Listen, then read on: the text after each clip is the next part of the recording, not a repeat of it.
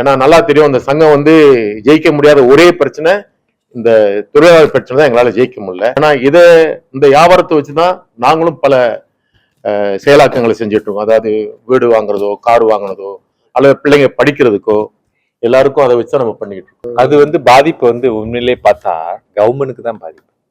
நம்ம மலேசியா நம்ம வந்து பிசினஸ் டேக்ஸ், இன்கம் டேக்ஸ் எல்லாம் கட்டுறோம். பிஏ டிகம் அவங்க தான் வந்து அவர் மூலியமா வந்து பேசி டாக்குமெண்ட் எல்லாமே டாக்குமெண்டேஷன்ல கேட்டாங்க. நம்ம கோரிக்கை என்ன, நம்மளுக்கு என்ன பிரச்சனை டாக்குமெண்ட் நம்மளும் செஞ்சு கொடுத்துட்டோம். எங்களுடைய மிம்தாவுடைய அங்கத்தினர் 50 பேரும் நாங்கள் முறையாக ரிஜிஸ்டர் பண்ணி தொழில் செய்கிறோம். நாடு பூராமே அங்கேருந்து செஞ்சுக்கிட்டு இருக்கிறோம். ஏறத்தாழ ஒரு 2-3 மாதத்துக்கு முன்னால் வந்து நாங்கள் ஒரு ப்ரெஸ் கான்ஃபரன்ஸ் பண்ணியிருந்தோம். அதுக்கு அதோடைய பிரதிநிதியான நம்முடைய சிம் அவருடைய தலைமைத்துவத்தில் அவங்க வந்து எங்களுக்கு நல்ல ஒரு பதில் சொல்லியிருக்காங்க, பதில் கொடுத்துருக்காங்க. அதாவது நாங்கள் என்ன கேட்டிருந்தோம்னா, எங்களுக்கு வந்து ரொம்ப நாளாக எங்களுக்கு ஆள் பலம் கொடுக்கல, அதனால ரொம்ப சிரமப்படுறோம்னு சொல்லி அந்த கோரிக்கையை அவங்களோட கொடுத்துருந்தோம். அதை நிகழ்ச்சி அவரை பார்த்து சந்திச்சதுல அவங்க என்ன சொல்லியிருக்காங்கன்னா, கூடிய விரைவில் உங்களுக்கு வந்து நாங்கள் வந்து ஒரு நல்ல செய்தி சொல்கிறோம், வேலைக்கு ஆளு நாங்கள் கொடுக்குறோம் அப்படின்னு சொல்லியிருக்காங்க.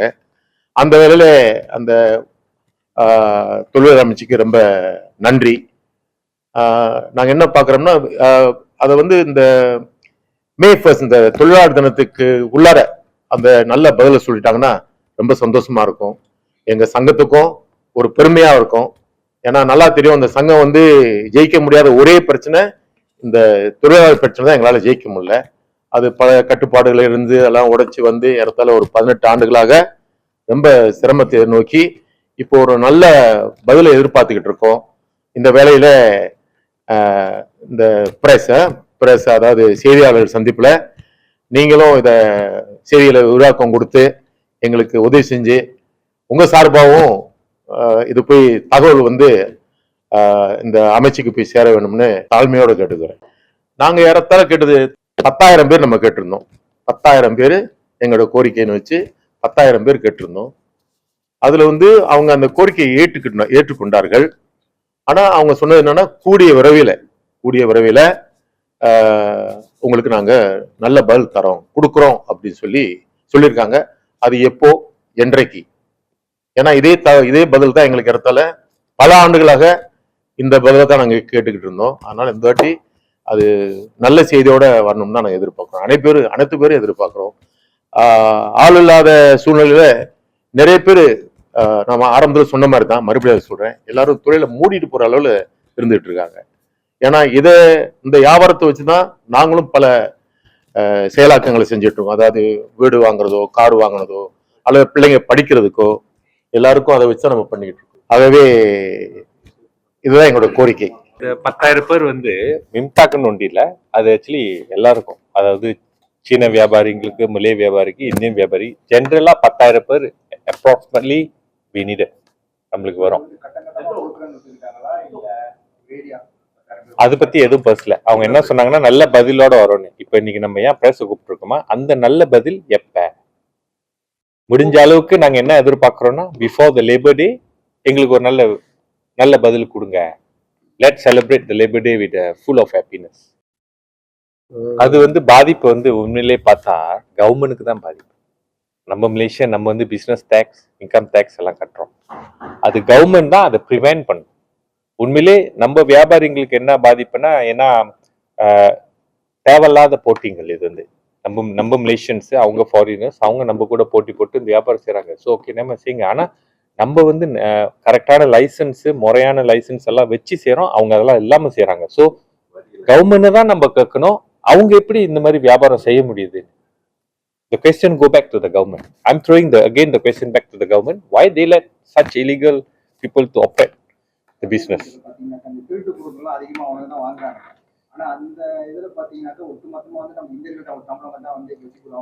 ஆமா, இதனால நம்மளுக்கு தான் கெட்ட பேரு. ஸ்கிராப் மெட்டலா இருந்தாலே இந்த மாதிரி திருட்டு ஜாமா வாங்குறாங்கன்னு அந்த இது நான் ஏற்கனவே ஒரு பிரஸ்ல நான் சொல்லியிருக்கேன். அந்த லேபலை வந்து ஸ்டாப் பண்ண சொல்லியிருக்கேன். ஏன்னா ஜென்ரலா அவங்க அந்த மாதிரி பேசக்கூடாது. மலேசியன் வாங்குறாங்களா, ஃபாரினர் பிசினஸ் மேன் வாங்குறாங்களா? அதாவது நீங்க சொன்ன மாதிரி அந்த ரோஹினியா, இந்த மியான்மர், அதாவது பெர்மிட் இல்லாதவங்க அந்த மாதிரி உள்ளவங்க தான் வந்து அந்த வியாபாரம் செஞ்சு என்ன ஜாமான் பொருள் வந்து வாங்குறாங்க. நம்ம வந்து ரிஜிஸ்டர் பிசினஸ் பீப்புள் வந்து முறையா டாக்குமெண்டேட்டட் உள்ள பொருள் ஒண்டி தான் வாங்குறோம். ஏன்னா நாங்க வந்து புக்கு ரெக்கார்ட் போலீஸ் இருக்கு, நம்ம அதுல ரெக்கார்ட் பண்ணோம். போலீஸ் ஆஃபீஸரோ 1 month ஒன்ஸ் வந்து அந்த புக்கு ரெக்கார்டை பார்த்து செக் பண்ணி அவங்க போறாங்க. ஸோ அவங்களுக்கு அது இருக்காது, நம்மளுக்கு அது இருக்குல்ல. ஸோ அதனால இதுவும் ஒரு கோரிக்கோள் தான். The authorities should stop saying scrap metal buying illegal goods. They have to don't portray us in such way. இன்னொன்னு, இந்த ஃபாரினர்ஸ் வந்து இரும்பு வியாபாரம் மட்டும் அவங்க செய்யல, இங்க என்னென்ன வியாபாரங்கள் பண்றோமோ அத்தனமும் அவங்க பண்றாங்க. ஜவுளி கடை வச்சிருக்கிறாங்க, மளிகை கடை வச்சிருக்காங்க, ரெஸ்டாரண்ட்ஸ் வச்சிருக்காங்க. இதை வந்து அரசாங்கம் தான் அவங்களுக்கு பார்க்கணும். இது ஏன்னா அவங்க நம்ம இப்போ அதாவது இரும்பு வியாபாரிகள் வந்து முறையா அரசாங்க சட்டம் என்னமோ அந்த சட்டத்தின் அடிப்படையில் தான் இயங்கிக்கிட்டு இருக்குது. அதே மாதிரி இவங்க அனைத்து வியாபாரிகளுமே நம்மளாம் டேக்ஸ் பே, அதாவது வரி, அரசாங்கத்தின் வரியின்படி தான் நம்ம கட்டுறோம். அதே மாதிரிக்கு ஒரு லைசன்ஸு, அப்புறம் கவுன்சில் லைசன்ஸு எல்லாத்தையும் முறையாக செய்கிறோம், முறையாக இயங்குறோம். ஆனால் சமயத்தில் இந்த மாதிரி இவங்களாம் செய்கிற தப்புக்காக அனைத்து பேரும் குற்றவாளியாக மாறிக்கிறோம்.